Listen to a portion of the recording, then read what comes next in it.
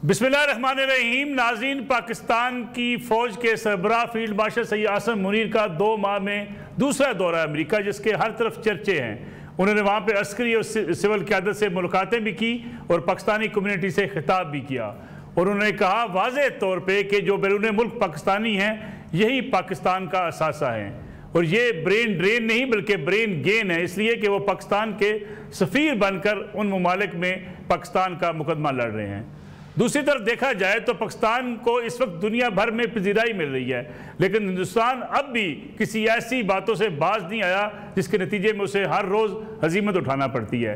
3 माह बाद कहा जा रहा है कि पाकिस्तान के त्यारे मार गिराए, गोया उन्हें 3 माह बाद होश आई। उससे पहले उनके पास ना कोई सबूत था ना कोई जवाब था, लेकिन अब अपनी कौम को एक बार फिर बेवकूफ़ बनाने की हिंदुस्तान कोशिशों में मसरूफ़ है। इसके साथ साथ पाकिस्तान की सियासत के अंदर एक बार फिर एहतजाज की बातें हो रही हैं। 5 अगस्त का एहतजाज गुजर चुका, लेकिन इस बार तहरीक इंसाफ जश्न यौम आज़ादी के मौके पर एहतजाज करना चाहती है।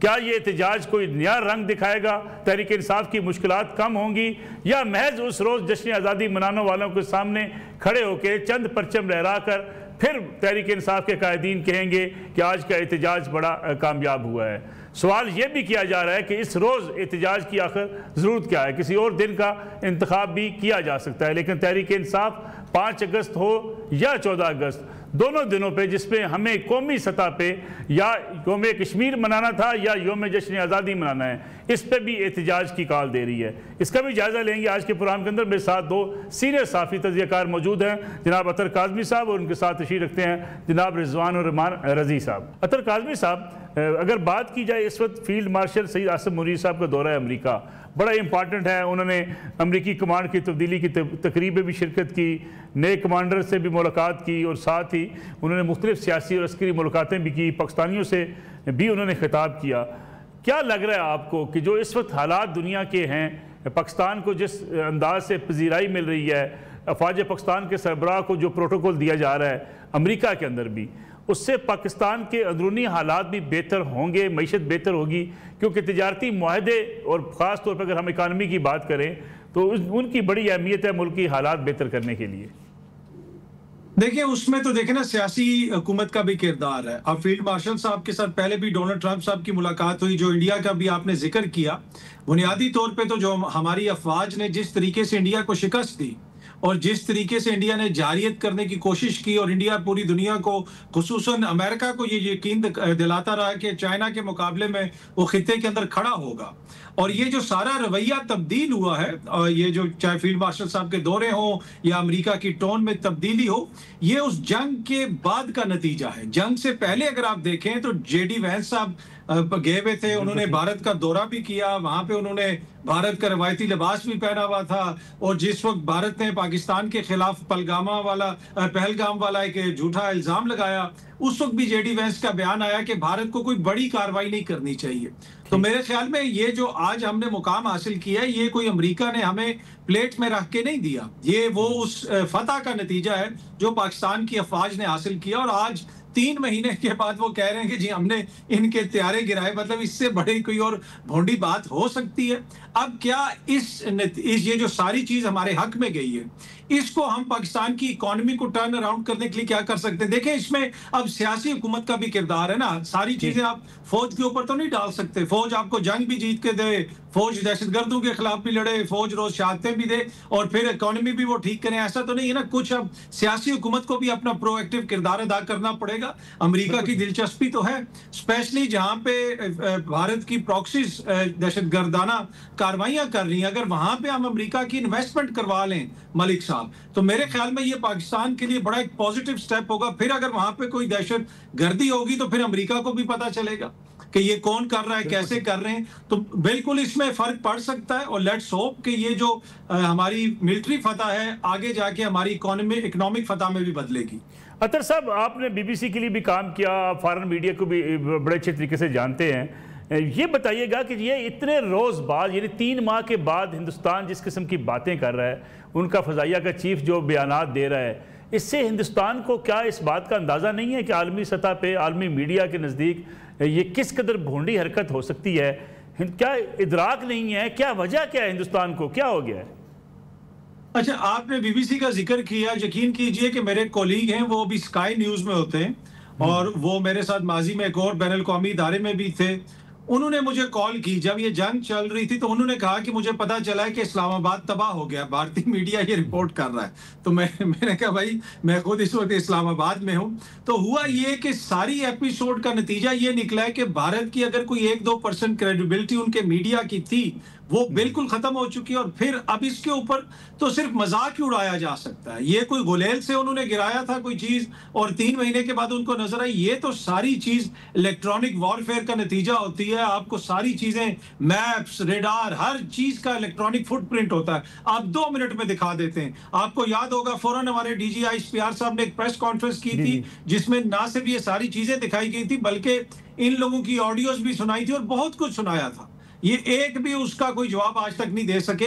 तो मेरे ख्याल में, मेरे लिए ये हैरत अंगेज इसलिए नहीं था कि जिस किस्म की वहां पे प्लानिंग हो रही है, और फिर ये आपको मलिक साहब याद रखना पड़ेगा कि ये दबाव का नतीजा है।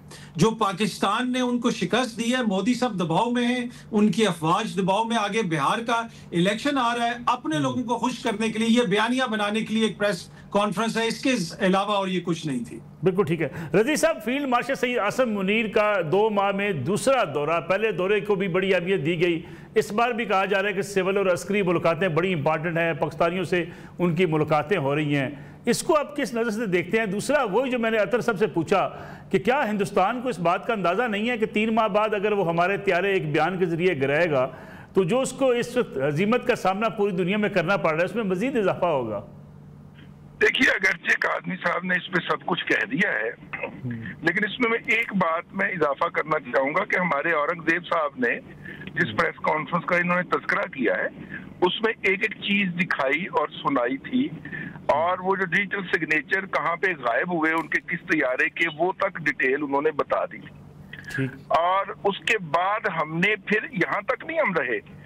अब देखिए, मेरी बात हुई बच्चों से कुछ से जो कि इस वक्त आला ओहदों पे हैं, तो मैंने कहा कि जब तैयारे गिर गए हैं तो आप क्यों अनाउंस नहीं कर रहे? उन्होंने कहा जब तक हमारे पास डॉक्यूमेंट्री एविडेंस नहीं होगी।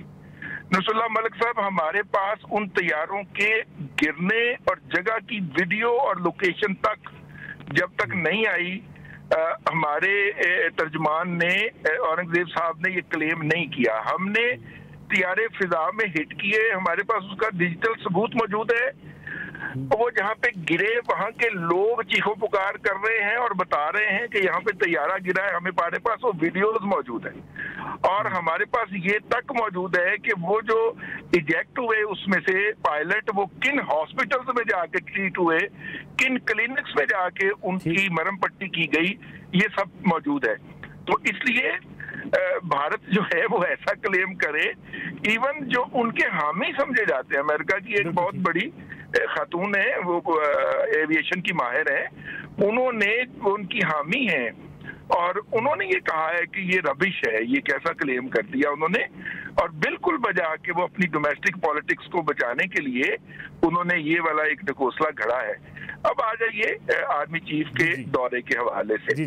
देखिए, हम आर्मी चीफ के दौरे को तो बड़ा डिस्कस करते हैं और दिखाते भी हैं, लेकिन दरमियान में एक डिप्टी वजीर आजम का दौरा भी होता है, हम उसको डिस्कस नहीं करते और उसके ऊपर इतनी रोशनी नहीं डालते। बुनियादी तौर पे पाकिस्तान की रियासत जो है और रियासत के जितने सतून और नुमाइंदे हैं, वो इस वक्त अमेरिकन से इंगेज कर रहे हैं।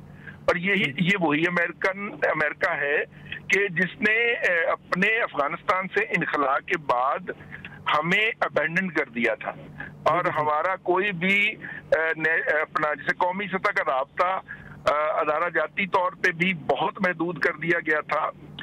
हमारी मुसल्लह अफवाज के लोग जो वहाँ पे ट्रेनिंग करने जाते थे, वो ट्रेनिंग खत्म कर दी गई थी। और मेरा मतलब है कि काफी ज्यादा उसके इंडिकेटर्स हैं जिनको शुमार किया जा सकता है कि अमेरिका ने अफगानिस्तान में अपनी हजीमत का जिम्मेदार पाकिस्तान को करार देते हुए मुख्तलिफ तरह के इकदाम किए थे। अब वो हजीमतें वापस हो रही हैं और उस वापस होने की बुनियादी वजह ये है कि अमेरिका ने इस खित्ते के अंदर भारत को नेट सिक्योरिटी प्रोवाइडर का एक रुतबा दे रखा था और भारत ने भी ये चूरन बेच रखा था कि अगर चाइना को इस खित्ते में कोई मुंह दे सकता है तो वो भारत है। अब देखिए 6 मई से लेके 10 मई के दरमियान जो एपिसोड हुआ है उसमें पाकिस्तान ने ये एस्टेब्लिश किया कि चाइना तो बहुत दूर की बात है, बेटा तू हमसे तो निपट ले पहले, और कंप्रीहेंसिव शिकस्त दी हमने जामे किस्म की, हर पहलू पे, हर महाज पे, बर्री और फजाइया दोनों महाजों के ऊपर हमने उसकी तमाम हिकमत अमली को दुनिया के सामने बेनकाब किया। और सीज फायर इंडिया ने मांगा, हमने नहीं मांगा किसी से जाके, बराह रास्त भी, डीजीएमओ के जरिए भी और अमेरिका को दरमियान में भी डालकर जेडी वैंस के जरिए सीज फायर इंडिया ने मांगा। तो सीज फायर तो वही मांगता है ना जिसे पिटाई हो रही हो या जिसकी ऐसी फिर रही हो। तो इसलिए भारत का ये क्लेम जो है वो बिल्कुल एक पॉलिटिकल नोयत की स्टेटमेंट है, और पॉलिटिकल नोयत की स्टेटमेंट भी बड़ी भौंडी है, मतलब कि जिसके बैक के ऊपर कोई सबूत या कोई दलील नहीं खड़ी हुई।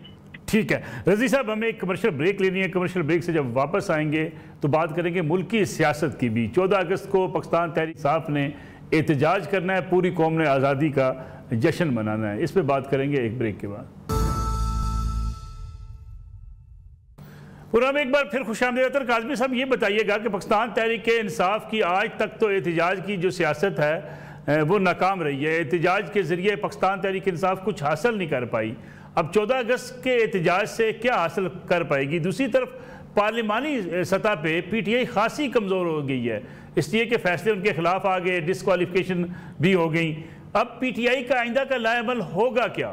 देखें ऑब्वियसली ये बिल्कुल आपने दुरुस्त फरमाया कि अगर आप देखें जो हालिया फैसले आए हैं अदालतों से, जिसमें उनकी टीयर 1 की लीडरशिप पहले तो जेलों में थी, अब जो टीयर 2 की लीडरशिप थी उनको भी सजाएं हो गई हैं, ना वो किसी एहतजाज में शिरकत कर सकते हैं। तो मुझे नहीं लगता कि जिस तरह 5 अगस्त का भी एहतजाज था उस हवाले से भी मुख्तलिफ बातें रिपोर्ट हो रही थी, और मैंने उस वक्त भी अर्ज किया था कि मुझे नहीं लगता कि कोई ऐसी रैली होगी, कोई ऐसी चीज होगी जो इस्लामाबाद की तरफ मार्च करते हुए हमें लोग नजर आएंगे। एक लोकलाइज्ड सतह के ऊपर एहतजाज होगा, और उसी किस्म का हमने देखा 14 अगस्त को भी इसी किस्म का एहतजाज होगा। बहुत सारी इनकी जो लीडरशिप है वो या तो रूपोश है या वो सामने नहीं आ सकते, कुछ के दीगर मसाइल हैं। तो एहतजाज जो भी होगा मुझे उसी नौयत का ये एहतजाज लगता है। मलिक साहब जिस तरह का हमने 5 अगस्त को देखा, 14 अगस्त को ये होता है कि लोग वैसे ही बाहर निकले होते हैं, तो अगर 1000 गाड़ी जा रही है या लोग वैसे ही बाहर निकले हुए, बीच में एक आधा PTI का कोई झंडा आ गया, उसमें लोगों ने कोई नारे लगा दिए,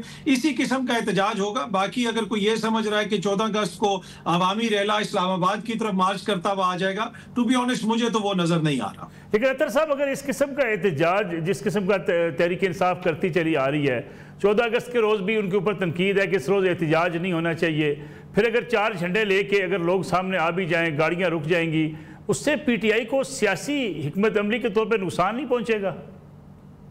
देखिए सियासी जमातों ने अपने आप को, अपने इशू को अलाइव रखना होता है, और माजी में भी आप देखते रहे, उस दिन भी हम एक प्रोग्राम में इकट्ठे ही थे और वहां पे भी हमारी यही गुफ्तगू हो रही थी। और मैंने जिस तरह आपको उस वक्त भी उधर बताया था कि मुझे याद है कि जब इमरान खान साहब की हुकूमत थी, इलेक्शन कमीशन के बाहर मौलाना फजल रहमान साहब ने कहा था कि इस दफा हम 14 अगस्त को जश्न आज़ादी के तौर पर नहीं मनाएंगे, और उनके बराबर में हमारे वजीर दिफा ख्वाजा आसिफ साहब भी खड़े थे, दीगर मौजूद शख्सियात भी खड़ी थी। तो सियासी जमातें तो अपने मुद्दे को उठाती हैं। बाकी मैं नहीं समझता कि 14 अगस्त को एहतजाज करना के ऊपर पाबंदी होनी चाहिए। हाँ, खुदा ना खास्ता अगर पाकिस्तान की आज़ादी के खिलाफ या कोई ऐसी बात हो रही है उस पर जरूर तनकीद हो सकती है, अगर लोगों के पॉलिटिकल राइट्स की, लेकिन क्या क्लैश नहीं हो सकता? एक तरफ हुकूमत रैलियां निकाल रही होगी, जश्न आज़ादी की लोग निकले होंगे, दूसरी तरफ PTI होगी, आमना सामना होता है तो कोई एक ऐसी जो है नाखुशगवार को वाक़या भी पेश आ सकता है। ये बिल्कुल आपका दुरुस्त बात है। अगर ऐसी कोई रैली, अगर हुकूमत का रैली की इजाजत देती है दोनों साइडों को, तो फिर तो है। तहरीक इंसाफ को तो ऐसी रैली की इजाजत नहीं है, ना ही कोई जलसे जुलूस की इजाजत मिलती है, तो मुझे नहीं लगता कि कोई ऐसा खुदा ना खास्ता क्लैश होगा। बाकी देखें ना, पाकिस्तान लेने का मकसद यही था कि लोग अपने डेमोक्रेटिक राइट्स जो है एंजॉय करें। अगर कोई समझता है कि उनके डेमोक्रेटिक राइट्स को कर्टेल किया जा रहा है तो उस पर वो जरूर प्रोटेस्ट कर सकता है। और बाकी ये है कि 14 अगस्त के हवाले से आपको भी पता है, पूरी कौम को भी पता है कि लोगों की ख्वाहिश होती है कि जश्न आज़ादी मनाएं।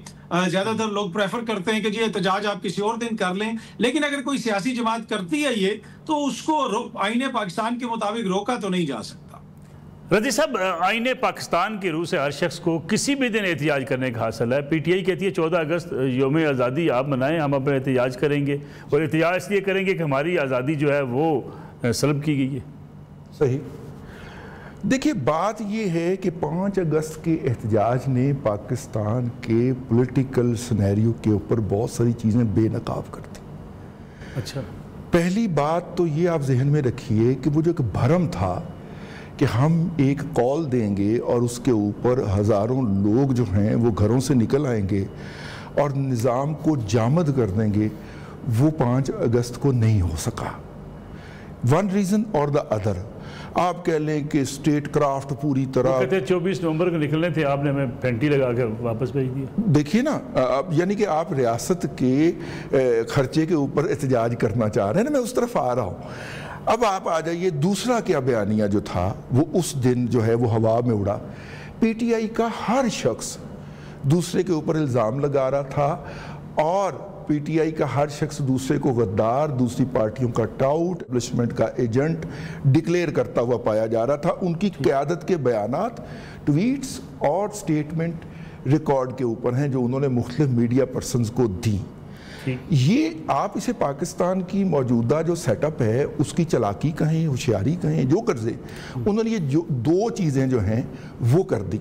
और तीसरा, उस दिन एक और भी काम हुआ, वो ये हुआ कि सर जो इनका इब्तदाई धरना था 15 से 18 वाले दौर के अंदर, वहाँ पे ये इस्तीफ़े देते थे और आके इनकी मिन्नतें की जाती थी, स्पीकर तरले करदा सी यार वापस आ जाओ, ठीक है ਤੁਹਾਡੀ मेहरबानी। ये बाहर बैठ के उसी पार्लियामेंट को गालियां देते थे, उसके ऊपर करेने लेके चढ़ दौड़ते थे और सब कुछ करते थे। पार्लियामेंट इनका इस्तीफा कबूल नहीं करने देती थी। सर इस दफ़ा उन्होंने कहा कि भाई ये 40 दिन नहीं आया, इन्हें दरखास्त भी नहीं छुट्टी दी, इन्हें डिसीट क्यों ना कर दी। यानी इस दफ़ा रियासत ने अपना दूसरी आंख से उसको देखा है, जिस आंख के अंदर कहर है। एहतजाज में कमजोरी नहीं, हाँ, जो 5 अगस्त को कमज़ोर एहतजाज था उसके ऊपर फिर रियासत ने अपनी उस आंख से देखना शुरू किया कि जिसके अंदर कहर है, गज़ब है, अजाब है। ठीक है, ये उन्होंने 5 अगस्त की तारीख पहले तो देनी नहीं चाहिए थी। मुझसे को पूछता तो मैं कहता यार 5 को ना करें, 6 को कर लें, ठीक, 4 को कर ले। 5 जब एक यौम इस्तिसाल कश्मीर के हवाले से एक दिन रखा हुआ है तो आप उसको अनकंट्रोवर्शियल जाने दें, ठीक है। नहीं, आप उस दिन कश्मीर के हक के अंदर रैली का ऐलान कर दें। मुख्तलिफ पार्टियां करती हैं यार, पीपल्स पार्टी ने किया कराची के अंदर, हमारी जमात इस्लामी करती रहती है इस तरह के हर मौके के ऊपर, आप वो कर लेते। लेकिन जब आपने यानी 16 दिसंबर जो कि हमारे लिए दूसरे हवाले से तकलीफ का बायस है, उस दिन इस पार्टी ने डमक डोला रखा होगा और भी कोई ऐसा इवेंट आ जाए उसके ऊपर ये अपना वो वाला ढोल उठा के आ जाते हैं। मैं इस पे अतर साहब का मौका अतर साहब, ये जो रजी साहब ने बात की 14 अगस्त को अगर पीटीआई जश्न यौम आज़ादी मनाने का ऐलान कर देती तो शायद सख्तियां भी कम होती, रेलिवेंट भी हो जाते और एक दफ़ा फिर उनको एहतजाज या जमा होने की जो है वो मौका मिल जाता।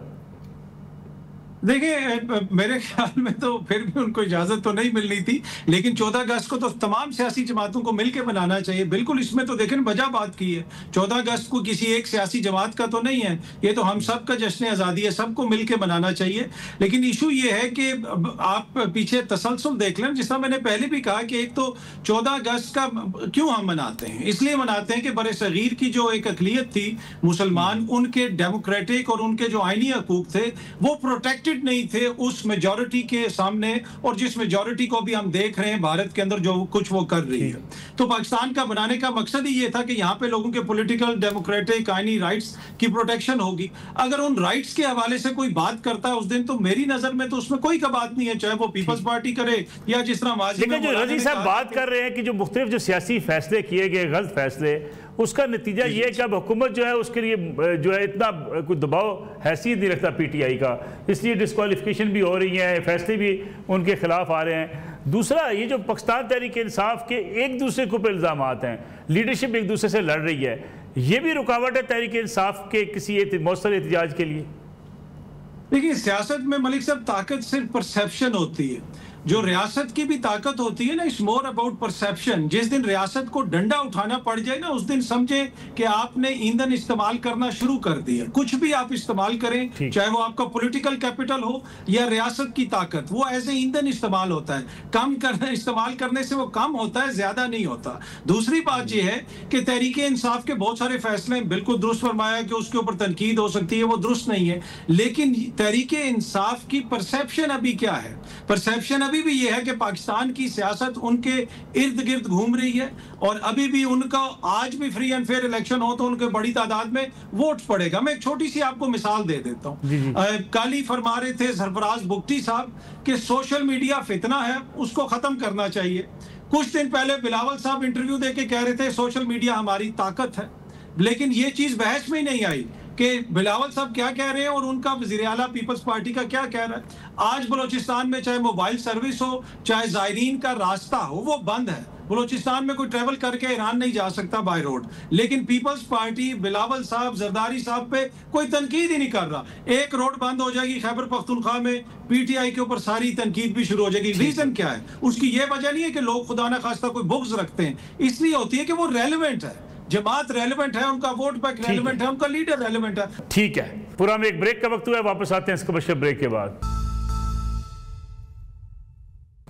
पूरा में एक बार फिर खुशामदीद। रजी साहब, रेलेवेंट है वो, इसलिए आप तनकीद भी करते हैं, इसलिए उनका तज़किरा भी होता है, प्रोग्राम्स भी होते हैं। मेरे भाई ने परसेप्शन की बात की और मैंने अर्ज़ कर दिया कि 5 को वो परसेप्शन ख़त्म हो गया, लेकिन चूंकि हमारे बहुत सारे अहबाब स्क्रीन पे बैठे होते हैं तो उन्हें परसेप्शन डाई डाउन नहीं होने देना और उसको ज़िंदा रखना है। पहली बात। दूसरी बात यह है कि हाथ कंगन को आरसी क्या, अभी डिस्क्वालिफिकेशंस हो रही हैं, ज़िमनी इलेक्शंस आ रहे हैं, क्यों रेट पटिशनों के पीछे छुप रहे हैं? भाईजान देखिए, आप इलेक्शन में डिस्क्वालीफाई हुए हैं ना, तो इलेक्शन पटिशन में आइए ना। इलेक्शन में जब आप इलेक्शन के नताइज को चैलेंज करते हैं, थ्रू इलेक्शन पटिशन करते हैं।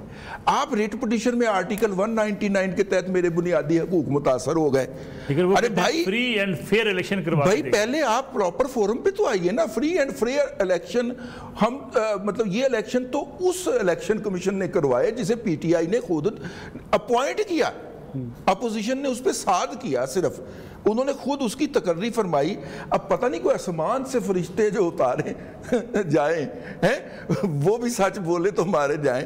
अब मेरा मतलब है वही फरिश्ता जो पहले बड़ा फ्री एंड फेयर इलेक्शन करवा रहा था, अब उसी के लिए जो है वो कोई अच्छे अल्फाज नहीं बोले जा रहे। तो मैं अर्ज ये कर रहा हूँ कि वो परसेप्शन जो था ना वो नहीं रहा। और आप जब अपनी कमजोरी, अब ये बात जहन में रखिएगा, रियासत की 2 आंखें हैं। एक रियासत, एक आंख के अंदर हलावत है, मिठास है और जो है वो मोहब्बत है, और दूसरी आंख के अंदर कहर है, गसब है। ठीक है, हार्ड स्टेट है, दोनों है रियासत के पास ना।